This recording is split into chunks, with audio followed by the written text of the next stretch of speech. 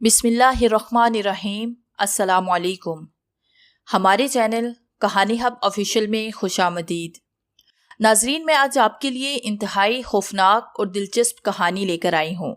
लेकिन कहानी शुरू करने से पहले आपसे गुजारिश है कि अगर आपने हमारा चैनल सब्सक्राइब नहीं किया तो आप हमारे इस चैनल को सब्सक्राइब कर लीजिए और बेल आइकन को भी प्रेस कर लें ताकि हर नई आने वाली वीडियो बआसानी आप तक पहुँच सके। मेरी बीवी की तबीयत खासी ख़राब थी। वो अचानक रात को दर्द से बिलबिला उठी थी। उसकी हालत देखकर अंदाज़ा लगाया जा सकता था कि पेट में उठने वाला दर्द इंतहाई शदीद था। ये शादी से 5 माह बाद का वाक़या था। उन दिनों मेरी बीवी माँ बनने वाली थी। ख़ुसूसन मैं उसकी तबीयत का ख्याल रखता, माहाना चेकअप और परहेज़ के साथ इन तमाम असूलों पर मुकम्मल अमल बरामद करता। ये मेरा अहलाकी फ़र्ज़ था। ये बात इस हवाले से भी अहमियत की हामल थी कि मेरे 2 भाइयों की 8-10 साल शादी के गुजरने के बाद भी कोई औलाद ना हुई थी। ख़ानदान को वारिस की ज़रूरत थी। इस हवाले से मेरे वालिदैन ने खूब दुआएं और मिन्नतें मानी थी। ये सबकी मोहब्बत थी या ख्वाहिश कि मेरे घर की औलाद ज़रूर हो। दुआओं के तुफ़ैल खुदा ने सोफिया को उम्मीद से कर दिया था। उस रात से पहले सोफिया को अचानक दर्द पहले कभी ना उठा था। वो चीख कर बता रही थी कि फ़ौरन कोई उपाय ना हुआ तो शायद वो मर जाएगी। उसे डॉक्टर के पास ले जाने में 15 मिनट लगे। रात 11 बजे का अमल रहा होगा। लेडी रेडर अस्पताल में नाइट ड्यूटी पर डॉक्टर्स मौजूद थे। मैं बड़ी मुश्किल से सोफिया को डॉक्टर के पास लेकर गया, लेकिन रात के वक्त कोई स्ट्रेचर या व्हील चेयर वहाँ मौजूद नहीं थी। मजबूरन मैंने सोफिया को बाहों में उठाया। सोफिया बेहोश हो चुकी थी। इंतहाई इमरजेंसी में डॉक्टर को बुलाया गया। डॉक्टर सबसे पहले सोफिया को होश में लाया। सोफिया की हालत अबतर थी। वो नीम पागलों की तरह मुझे गूं रही थी। डॉक्टर ने उसे सबसे पहले पेन किलर इंजेक्शन लगाया। जब उसकी हालत दुरुस्त होने लगी तो उसका अल्ट्रासाउंड किया गया। थोड़ी ही देर के बाद रिपोर्ट सामने थी। सोफिया के चेहरे पर परेशानी के आसार नजर आ रहे थे। मैंने उसे सहारा दिया। दर्द में कुछ इफाका हुआ था। हम डॉक्टर के रूम में मौजूद थे। रिपोर्ट डॉक्टर के हाथ में थी। डॉक्टर के चेहरे पर हैरत और खौफ के आसार थे। काफ़ी देर तक रिपोर्ट्स पढ़ता रहा, फिर मुखातिब हुआ, आप मेरे साथ लैब में आए। मैं सोफिया को तसल्ली देता हुआ लैब में दाखिल हो गया। डॉक्टर ने कंप्यूटर के साथ मुंसलिक अल्ट्रासाउंड मशीन ऑन की, फिर मशीन ऑफ करके कंप्यूटर को ऑन रहने दिया। ये आपकी बीवी की वीडियो रिपोर्ट है जो हमने उनकी चेकअप के दौरान रिकॉर्ड कर ली है। डॉक्टर ने वीडियो चलाई। पहले तो कुछ समझ ना आया, फिर कुछ कुछ समझ आने लगी। वो कुछ अजीब सा था जो ना तो डॉक्टर को समझ आया और ना ही मुझे। वो जो कुछ भी था इंतहाई डरावना और ख़तरनाक शक्ल का था। उस दौरान सोफिया का रवैया काफ़ी हद तक जारहाना हो गया था। वो बात बात पर चिढ़ जाती। कभी गुस्सा न करने वाली सोफिया बर्तन तक तोड़ने लगी थी।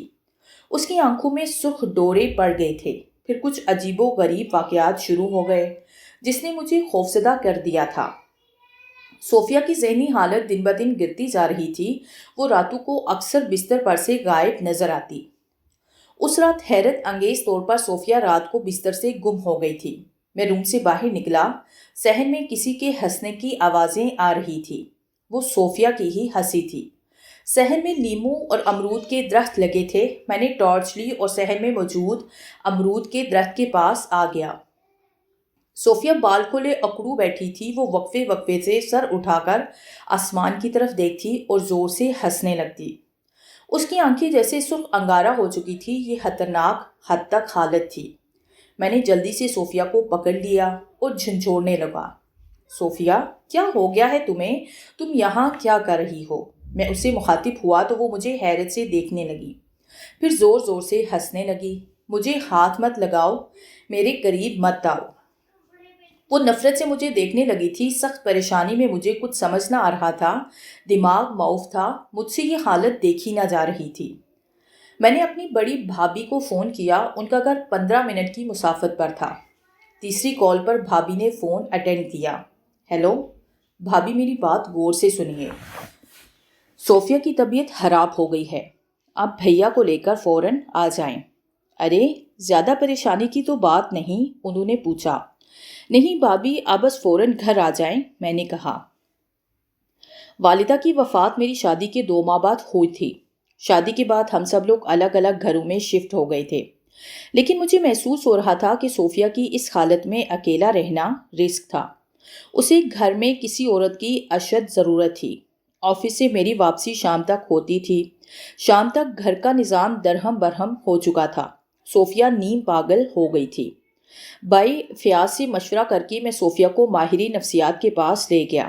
اس دن صوفیہ کی حالت نارمل تھی، وہ نارمل انداز میں گفتگو کر رہی تھی۔ صوفیہ نے ڈاکٹر سے نارمل انداز میں گفتگو کی۔ ڈاکٹر نے اسے پریگننٹ کے دوران آنے والے مسائل قرار دیا۔ یہ ڈاکٹر کی نظر میں عام سا کیس تھا، مگر میں نے صوفیہ کی الٹرا ساؤنڈ رپورٹ اور ویڈیو کو بتایا تو معاملہ اس کی سمجھ سے باہر نظر آیا۔ اس دوران میں نے ایک عدد آیا کی خدمات لینے کا فیصلہ کرتے ہوئے اخبار میں اشتہارات دے دیا تھا۔ ایک لڑکی میرے آفس آئی، ایف اے پاس تھی، جاب کی بھی ضرورت تھی۔ میں نے اسے صوفیہ کے پاس بھیج دیا۔ ایک دن کے بعد ہم نے اسے مستقل طور پر جاب آفر کی، جسے اس نے بڑی خوشی سے قبول کیا۔ بچے کی آمد 2 ماہ کے بعد تھی۔ صوفیہ کچھ نارمل ہو گئی تھی۔ وہ روٹین میں صبح اٹھتی، تب تک لڑکی ناشتہ تیار کر چکی ہوتی۔ اس لڑکی کا گھر بھی ہمارے محلے میں تھا۔ وہ ناشتہ تیار کرتی، میں کھا کے آفس چلا جاتا۔ ثانیہ پورے گھر کو سنبھالنے لگی تھی۔ ایک دوپہر مجھے ثانیہ نے گھر سے کال کی۔ ہیلو صاحب جی، صوفیہ بیگم بے ہوش ہو گئی ہیں، آپ جلدی گھر آ جائیں۔ میں نے ساری بزنس میٹنگز ملتوی کی اور گھر آ گیا۔ صوفیہ بیڈ پر ڈھیر تھی۔ ثانیہ پریشان صورت کھڑی تھی۔ میں نے ڈاکٹر کو آفس سے نکلتے ہی فون کر دیا تھا۔ تھوڑی ہی دیر میں ڈاکٹر آ گیا۔ چیک اپ کے بعد ڈاکٹر نے ہاسپٹل لے جانے کا مشورہ دیا۔ صوفیہ کو ہوش آ گیا تھا، مگر اس نے اپنا پیٹ پکڑا ہوا تھا۔ میں اور ثانیہ اسے ہاسپٹل لے کر گئے۔ اس رات صوفیہ نے ایک بچے کو جنم دیا۔ ہم سب حیران تھے۔ وہ عجیب و غریب سا بچہ تھا، کالا سیاہ چہرہ، بالوں کا گھونسلہ سر پر جمع ہوا تھا، اوپر والا دھڑ لمبا اور نچلا دھڑ نہ ہونے کے برابر۔ اس کے چہرے پر کالے سیاہ بال ہاتھ سے بھدے سے تھے۔ اس کی آنکھیں بہت بڑی تھی۔ مزید حیران کن یہ کہ وہ مسکرا رہا تھا اور 2 گھنٹے کے بعد اپنی جگہ سے اٹھ کر بیٹھ گیا تھا۔ اگلے 4 گھنٹے میں وہ انسانی آواز میں بولنے لگا تھا۔ وہ ہنس رہا تھا۔ اس کی ہنسی میں خوفناک لرزش تھی۔ ڈاکٹر نے ہمیں فوراً ڈسچارج کر دیا اور ہم گھر آ گئے۔ وہ دن بدن بڑا ہوتا جا رہا تھا۔ وہ انتہائی مکروہ صورت بچہ تھا۔ وہ جب بولتا تو خوف محسوس ہوتا۔ صوفیہ کو خاصا ڈر لگتا تھا۔ البتہ ثانیہ نے خوب سہارا دیا ہوا تھا۔ ثانیہ ایک بہادر لڑکی تھی۔ اس مکروہ صورت بچے کی ساری ذمہ داری ثانیہ کے اوپر تھی۔ وہ اسے کھانا دیتی، مگر وہ کھانا نہیں کھاتا تھا۔ سارا دن وہ اپنے کمرے میں پڑا رہتا۔ یہ کمرہ بھی اس نے خود چنا تھا۔ صوفیہ نے اس معاملے میں ابھی تک ایک لفظ بھی ادا نہیں کیا تھا۔ ڈلیوری کو 15 دن گزر گئے تھے، مگر وہ اس انتہائی اہم معاملے پر بالکل خاموش تھی۔ یہ بچہ بے شک ہمارا تھا، مگر نارمل نہ تھا۔ پیدائش کے بعد چلنا اور پھر بولنا شروع کر دینا ہماری سمجھ سے بالکل باہر تھا، جبکہ اس صورتحال سے ہم خوفزدہ ہی نہیں بلکہ دہشت زدہ بھی تھے۔ اس بچے کی پیدائش کے بعد ایک بہتری ضرور آئی تھی کہ صوفیہ کی طبیعت بالکل نارمل ہو گئی تھی۔ یہ بہترین صورتحال تھی میرے لیے بھی اور صوفیہ کے لیے بھی۔ البتہ یہ بچہ اپنی تمام تر خوفناکیوں کے ساتھ ہمارے گھر میں گھومتا رہتا تھا۔ صوفیہ سے اس معاملے پر بات چیت نہ ہو سکی۔ صوفیہ کچھ چھپا رہی تھی۔ کچھ ایسا تھا کہ صوفیہ مجھ سے آنکھیں چرا رہی تھی۔ کچھ ضرور تھا جس کی پردہ داری تھی۔ ایک شام میں آفس سے واپس آ رہا تھا۔ اس روز ٹرانسپورٹ کی ہڑتال تھی۔ البتہ میرے پاس کار تھی۔ میں مال روڈ سے گزر رہا تھا کہ فٹ پاتھ پر موجود ایک بزرگ آدمی نے گاڑی روکنے کا اشارہ کیا۔ میں نے بھی بلا سوچے سمجھے گاڑی روک دی۔ بزرگ میری طرف آئے۔ السلام علیکم بیٹا۔ وعلیکم السلام بزرگوار، میں نے جواب دیا۔ بیٹا میرے بچے کی طبیعت کافی خراب ہے، آج گاڑیاں بند ہیں، مجھے کلمہ چوک تک جانا ہے، احسان ہوگا اگر آپ مجھے لے چلیں۔ ان کی آواز میں التجا تھی۔ مجھے اپنے ابو یاد آ گئے۔ وہ ایسے ہی تھے، سادہ اور ملن نثار۔ ضرور بابا جی۔ میں باہر نکل آیا، گھوم کر فرنٹ سیٹ کا دروازہ کھولا اور بابا جی کو بیٹھنے کا کہا۔ انہوں نے اندر بیٹھتے ہوئے کہا، کیوں تکلیف کرتے ہو بیٹا، میں خود کھول کر بیٹھ جاتا، اس میں میری خوشی ہے، آپ تشریف رکھے۔ شکریہ بیٹا۔ دروازہ بند کر کے میں ڈرائیونگ سیٹ پر آ بیٹھا۔ آپ کے بیٹے کو ہوا کیا ہے بابا جی؟ میں نے پوچھا۔ اسے شوگر ہو گیا ہے بیٹا، 20 سال کا ہے، خاندانی مرض نے میرے بچے کو بھی نہیں چھوڑا، ہم 2 افراد ہیں گھر میں، ابھی اس کا فون آیا کہ اسے زیادہ تکلیف ہو رہی ہے، یہ خطرناک مرض ہر عمر کے لوگوں کو اپنے شکنجے میں لے رہا ہے، اسے کسی اچھے ڈاکٹر کو دکھائیں، اللہ صحت یاب کرے۔ میں نے کہا، شہر کے سب سے اچھے ڈاکٹر کو ہی چیک اپ کروایا ہے، اللہ اسے صحت دے۔ انہوں نے کہا، بیٹا یاد رکھنا، خدا ہی اس کائنات کے تمام رازوں کو جانتا ہے، مجھے تم سے ملنا تھا مگر آج مناسب نہیں، کل میرے گھر آ جانا، جو مسئلہ ہوگا سامنے آ جائے گا۔ انہوں نے کہا تو میں اچنبے میں پڑ گیا کہ اچانک انہیں میرے بارے میں معلوم کیسے ہوا، کلمہ چوک آ گیا تھا۔ بابا جی نے گاڑی سے اترتے ہوئے مجھ سے کہا، میں آپ کو کچی آبادی میں ملوں گا، امام مسجد رحیم علی، کل شام میرے غریب خانے پر آ جانا۔ انہوں نے مسکراتے ہوئے کہا۔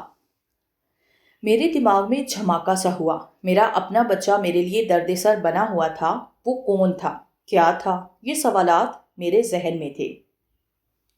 بابا جی نے اگلے دن آنے کا کہا تھا، یہ اچھا موقع تھا کہ میں روحانی طاقتوں سے فائدہ اٹھاؤں۔ میں نے امام مسجد رحیم علی کی مدد کی تھی، بدلے میں وہ بھی کچھ دینا چاہتے تھے۔ شہر میں جعلی پیروں کا میلہ لگا ہوا تھا، جگہ جگہ باباؤں کے آستانے لگے تھے، مگر اصل کون تھا اصل روحانی طاقتوں کا مالک، اس کے لیے محسوس آنکھ کی ضرورت تھی، جو ہم جیسے لوگوں کے لیے ناممکن تھا۔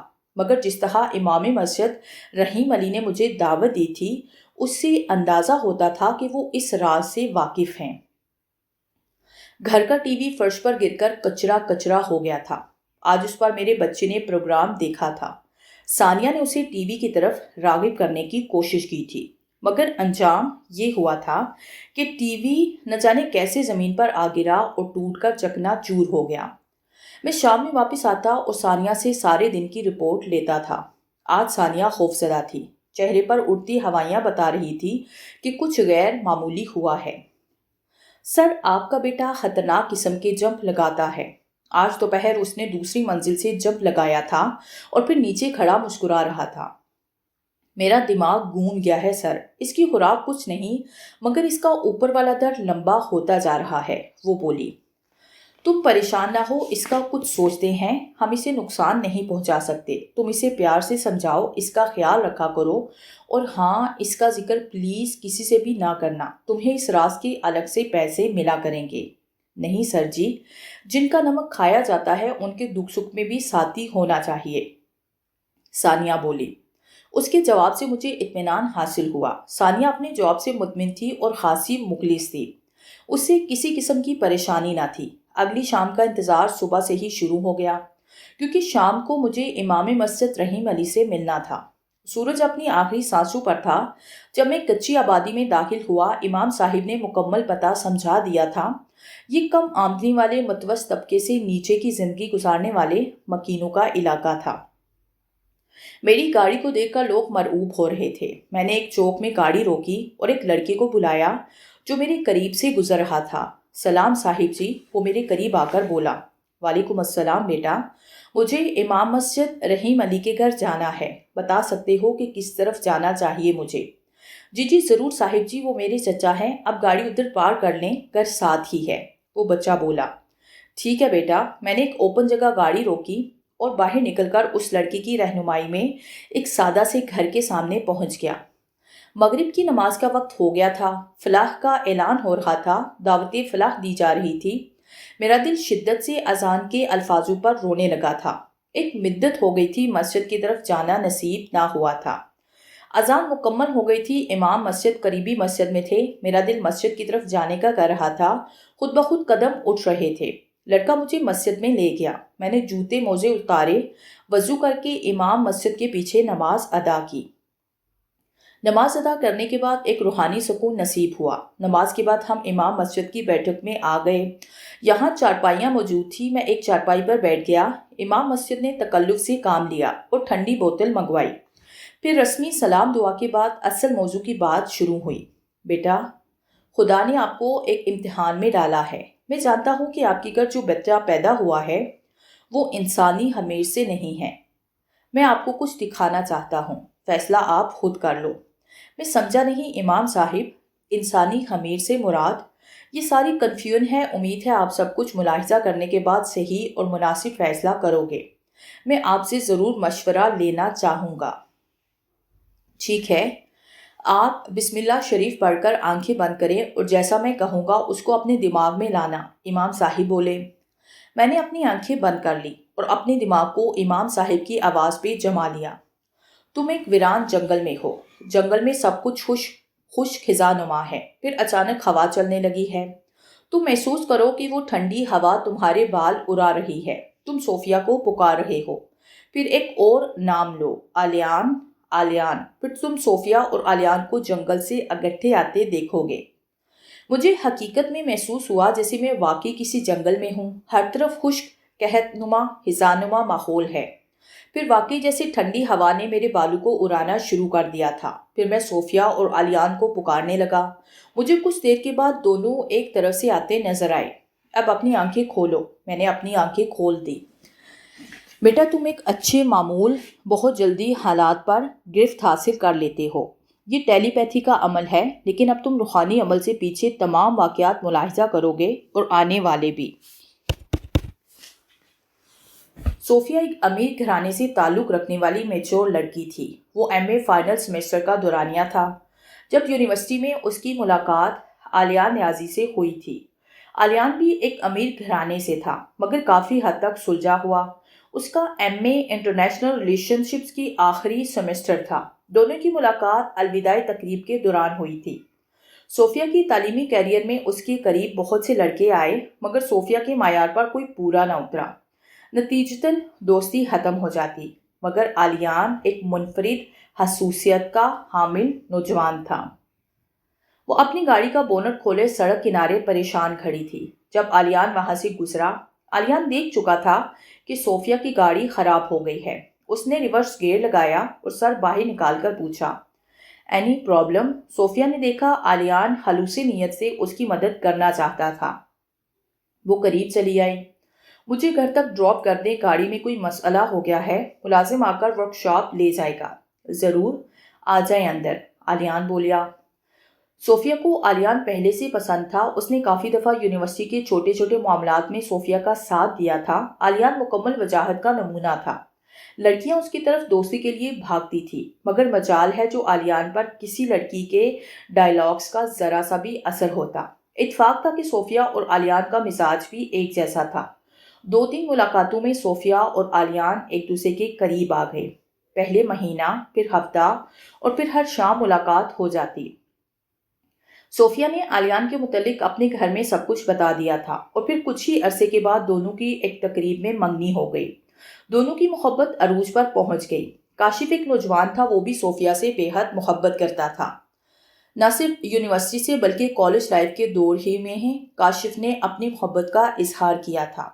آوارہ بد مزاج اور عیاش طبیعت کاشف نے صوفیہ کو اس کی منگنی کے بعد دھمکی دی تھی کہ وہ کاشف سے کورٹ میرج کر لے یا پورے خاندان کے سامنے منگنی توڑ کر اس سے منگنی کر لے۔ مگر صوفیہ نے یہ بات اپنے ابو کے علم میں لا کر کاشف کو فون کر کے سمجھانے کی کوشش کی، مگر وہ پھر بھی باز نہ آیا۔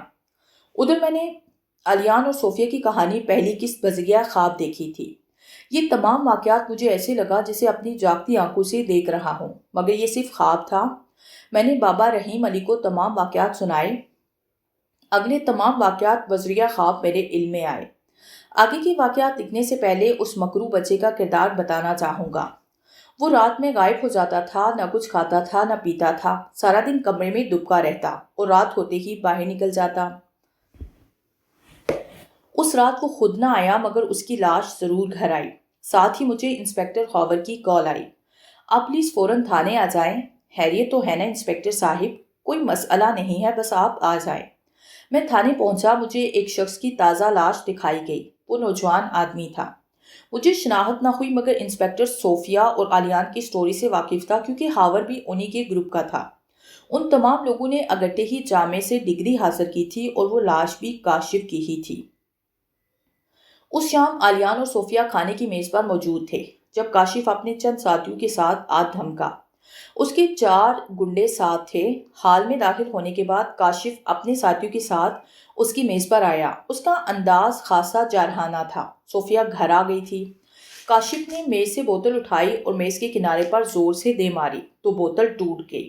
مسٹر آلیان، یہ بوتل تمہارے سر پر بھی لگ سکتی تھی۔ سیدھی طرح اپنی حرکتوں سے باز آ جاؤ ورنہ تمہارا انجام دردناک ہوگا۔ اس کے انداز میں دھمکی تھی۔ اپنی حرکتوں سے باز تم آ جاؤ مسٹر کاشف، تم سرعام غنڈہ گردی کر کے ہمیں دھمکا رہے ہو۔ آلیان نے بھی اسی انداز سے جواب دیا۔ کاشف غضبناک ہو کر صوفیہ کو دیکھنے لگا۔ کاشف نے جیب سے پستول نکالا اور صوفیہ کے سامنے آلیان کے سینے پر گولیاں مار دی۔ آلیان مر چکا تھا مگر کاشف سڑکوں پر دندناتا پھر رہا تھا۔ اس کے خلاف FIR کٹ چکی تھی۔ معاملات کاشف کے خلاف تھے۔ کورٹ کے آرڈر کے بعد کاشف کورٹ میں پیش ہوا، مقدمہ چلا۔ فیصلہ صوفیہ کے حق میں ہوا۔ بعد میں کاشف جیل سے فرار ہو گیا تھا۔ پولیس نے ہر جگہ ڈھونڈا مگر کاشف کہیں نہ ملا اور اب کاشف کی لاش میرے سامنے تھی۔ اس شام اس مکروہ صورت بچے کی بھی موت ہو گئی تھی۔ انسپکٹر ہاور سے اس سارے معاملے پر میں بات کرتا رہا تھا۔ اینی شاہدین کے مطابق کاشف پچھلے کئی برسوں سے جنگل میں مقیم تھا۔ اس کا ایک مکمل نیٹ ورک بنا ہوا تھا جو سارے علاقوں میں چوری ڈکیتی کی وارداتوں میں ملوث تھا۔ قتل کے جرم میں پکڑے جانے والے کاشف نے جیل کے بعد ایک بہت بڑا گینگ بنا لیا تھا جس کا کام چوری اور ڈکیتیوں جیسی وارداتوں کو انجام دینا تھا۔ ایک آدمی بھی پکڑا گیا تھا جو کاشف کا خاص آدمی تھا۔ اس نے بتایا تھا کہ کاشف کی موت کی وجہ ایک مکروہ شکل والا خطرناک بچہ تھا جو نہ جانے کس طرح جنگل میں موجود ہیڈ کوارٹر میں داخل ہو گیا۔ اس خطرناک بچے نے کاشف کی گردن پر کاٹ لیا تھا۔ خون نکلا مگر کاشف نے پرواہ نہ کی۔ وہ سمجھا کہ یہ عام سا گھاؤ ہے مگر پھر وہ اچانک زمین پر گرا۔ اس کی آنکھوں کے سامنے اندھیرا چھا رہا تھا جیسے اس کی جان نکلی جا رہی ہو۔ بچہ غائب ہو گیا تھا۔ ہم نے بچے کو ہر جگہ ڈھونڈا مگر بچہ غائب تھا۔ ادھر کاشف زندگی کی بازی ہار چکا تھا۔ اسی لمحے پولیس نے چھاپا مارا۔ ہمارے بہت سے ساتھی بھاگ گئے۔ انسپکٹر ہاور نے بتایا کہ مجھے اچانک ایک کال موصول ہوئی تھی۔ ایک خوفناک آواز نے اطلاع دی کہ جنگل میں ایک بہت بڑا گروہ اپنی سرگرمیوں میں مصروف ہے۔ ہم نے چھاپا مارا، ایک آدمی اور یہ لاش ملی۔ اس لاش کو جانتا ہوں، یہ کاشف مفرور تھا جیل سے۔ البتہ حیران کن چیز سامنے آئی کہ کاشف کی موت گھاؤ سے ہوئی۔ ایک بچے نے اس کی گردن پر کاٹ لیا تھا۔ رپورٹ میں یہ ثابت ہوا ہے کہ اس بچے کے دانتوں میں زہر تھا جس کی وجہ سے کاشف کی موت ہوئی۔ واپسی پر مین روڈ پر ایک مکروہ صورت لاش نظر آئی۔ وہ ایک بچہ تھا۔ گینگ کے آدمی نے تصدیق کی کہ یہی وہ بچہ ہے جس نے کاشف کو قتل کیا۔ اس کے گلے میں ایک فون نمبر اور ایڈریس کارڈ تھا۔ ایڈریس اور فون نمبر آپ کا تھا جناب۔ ہم نے لاش کو آپ کے گھر بھیج دیا۔ معاملہ ابھی تک الجھاؤ کا شکار تھا۔ کچھ سمجھ نہ آ رہا تھا کہ اس بچے نے کاشف کو دانتوں سے کیسے اور کیوں مار ڈالا تھا۔ اس بچے کو کس نے مارا تھا، اس کا جواب صوفیہ نے یوں دیا۔ آلیان سے منگنی میری دلی خوشی تھی۔ میں آلیان سے محبت کرتی تھی۔ ہم چند ہی دنوں میں ایک نئی زندگی کا آغاز کرنے والے تھے کہ کاشف، جو مجھے آئے دن دھمکاتا رہتا تھا، اس نے ہوٹل میں سب کے سامنے آلیان کو قتل کر دیا۔ میری تو دنیا اجڑ گئی۔ مقدمہ چلا۔ کاشف کو سزائے موت ہوئی۔ بعد میں پتہ چلا کہ کاشف جیل سے فرار ہو کر روپوش ہو گیا ہے۔ معاملہ پھر یوں صاف ہوا جب صوفیہ نے ایک حیرت انگیز بیان دیا۔ وہ بتا رہی تھی، میرا دل چاہ رہا تھا کہ خودکشی کر لوں کیونکہ وہی ہوا جس کا شک تھا، وہ بچہ میرا نہیں تھا۔ صوفیہ نے بتایا، میں باتھ روم میں نہا رہی تھی جب مجھے محسوس ہوا کہ کوئی مجھے دیکھ رہا ہے۔ میں نے اچھی طرح چیک کیا مگر وہاں سوائے میرے کوئی موجود نہ تھا، مگر میری چھٹی حس بتا رہی تھی کہ کوئی مجھے ضرور دیکھ رہا ہے۔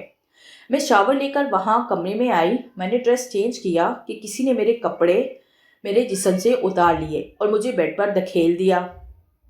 مجھے خوف محسوس ہو رہا تھا۔ میری گردن پر ہلکا سا دباؤ تھا۔ وہ کوئی تھا جو مجھے مارنا چاہتا تھا مگر اس نے مجھے مارا نہیں۔ میرے جسم پر لباس نہیں تھا۔ میں نے اٹھنے کی کوشش کی مگر مجھے ایسے لگا جیسے میں جھکڑی ہوئی ہوں۔ اچانک مجھے اپنے ہونٹوں اور پورے جسم پر کسی دکھائی نہ دینے والے وجود کا احساس ہوا اور پھر میں بے ہوش ہو گئی۔ میری سمجھ میں آ گیا تھا کہ وہ کون تھا کیونکہ بعد میں جب مجھے ہوش آیا تو وہ جا چکا تھا۔ مجھے اپنے جسم پر نشانات نظر آئے۔ بیڈ کے نیچے ایک پرچہ ملا، اس پہ واضح لکھا تھا، مجھے معاف کر دینا، فقط تمہارا آلیان۔ اس واقعے کے بعد میری آپ سے شادی ہو گئی۔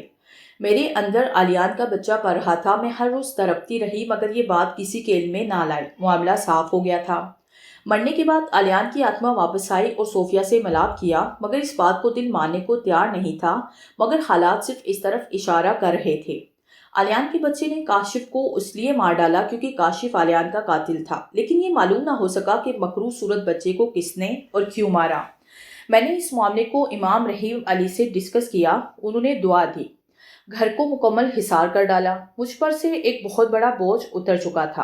امام صاحب نے اس معاملے میں بہت مدد کی، میں ان کا شکر گزار ہوں۔ ویسے آج تک اس واقعے پر مجھے خود بھی یقین نہیں۔ اس کے بعد ہمارے حالات بالکل نارمل رہے۔